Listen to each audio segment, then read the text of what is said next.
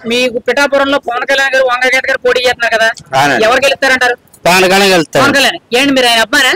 అమ్మాయి కాదండి, అతను చేసిన మంచి పనులు వాళ్ళని రోజు 2 కోట్లు సంపాదించుకుంటాడు. అతనికి పని లేదు, పని లేకపోయినా సరే ఇప్పుడు అనాథుల కన్నా వ్యవసాయ కన్నా ఎవడో చచ్చిపోయినా సరే అండి. ఇప్పుడు రాజకీయాలు ఇవ్వకపోయినా అతను ఎవరైనా కాలం చేశారనుకోండి అతను భరోసా ఇచ్చేస్తున్నాడండి. వాసవి ఆన్లైన్ సర్వీసెస్ మా వద్ద పాస్పోర్ట్ వీసా సర్వీసెస్ కలవు. వీసాలో 99% అప్రూవల్ సక్సెస్ రేట్ ఉంది. Please contact 8019482544.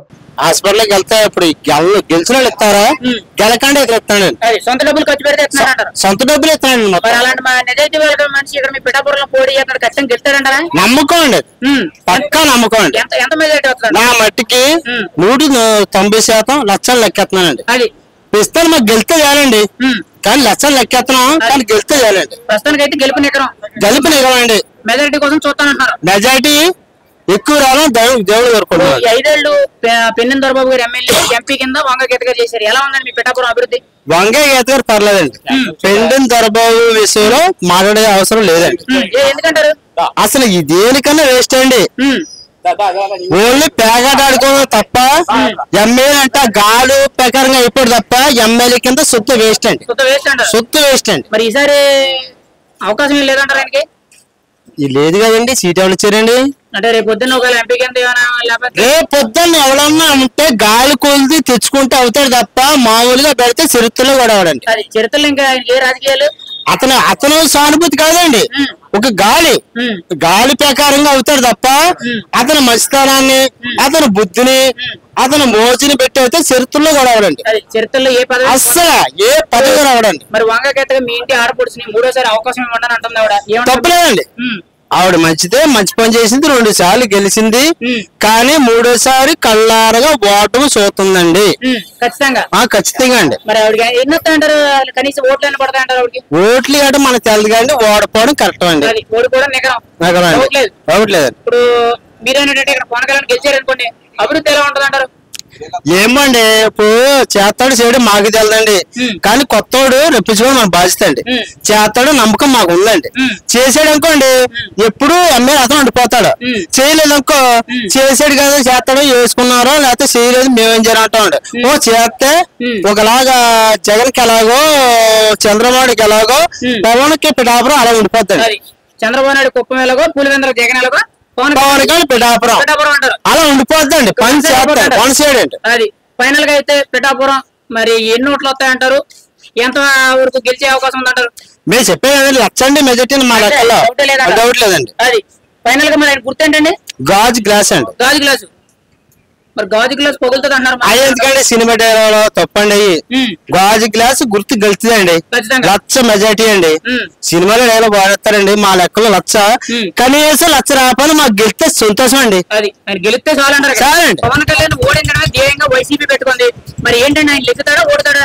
ఇంతమంది ఆయన పోటీ చేసిన నియోజకవర్గం మీద మిథున్ రెడ్డి గాని, ముద్రగడ పద్మనాభం గాని, ద్వారంపూడి చంద్రశేఖర్ గాని, దాడిజెట్టి రాజే గాని, వంగగీత గాని 5గురు కలిపి ఈ ఒక్క నియోజకవర్గం మీద పనిచేస్తున్నారండి.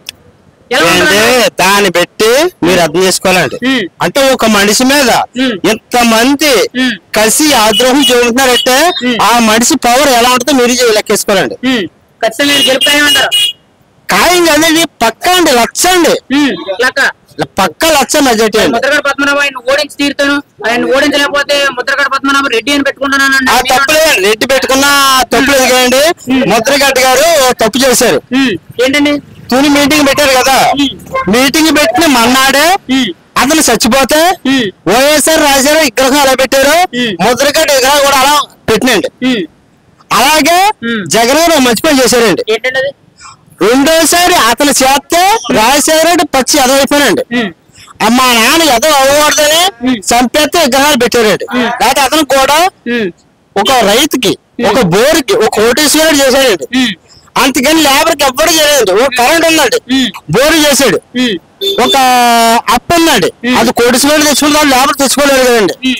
1 కోటి రూపాయలు తెచ్చుకున్నా కోటి తెచ్చుకుంటాడు, 1 లక్ష రూపాయలు తెచ్చి కోటి తెచ్చుకుంటాడు. కోటేశ్వరుడు బాగా తెచ్చుకుంటే 10,000 తెచ్చుకుంటాడండి. అలా తోడికి రాజశేఖరుడు మంచి పని చేశాడు, కరెంట్ బిల్ ఫ్రీ పెట్టాడండి. అదే ఇళ్లకు 100 తగ్గితే రాజశేఖరుడు మంచితనం చూపించాడండి. కానీ మంచిగా అయిపోయాడు. ఎందుకండి ఎవడు చెప్పాడు తెలియదు, చచ్చిపోతే ఒక విగ్రహాలు వచ్చాయి, నెక్స్ట్ ఆడు బతుకుంటే చెడ్డపేరు వచ్చినాడు. అది అంటే పోయిన వాళ్ళందరూ గొప్ప వాళ్ళు అంటారు. గొప్ప రాశారు నా లెక్కల్లో. ఆ టైంలో చచ్చిపోతే ముద్రగడ్డ కూడా చాలండి, చుడ్డి అదే అయిపోయినండి.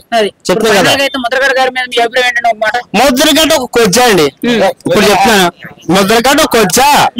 ఆడు కాపోడు కాదు, ఎవడు పుట్టాడో తెలదు. ఆడుకు ఈడికి కానడు పుట్టాడు కూడా తెలదు, మనిషి కాదు. ముద్రగడ్డాడు పేరు నాకు ఎత్తొద్దండి. చెప్తున్నా కదా. పవన్ కళ్యాణ్ ఓడించి తీరుతాను. పవన్ కళ్యాణ్ ఓడించేస్తే ఆయన దేవుళ్ళే లెక్కారు, మన్నాడు ఉండడం. ఓడించేస్తే కూడా నేను చెప్పేస్తానండి. ఆడ వచ్చి సత్తా ఎలా ఉందండి, కొజ్జాడు కొడతాండి చంపించడానికి.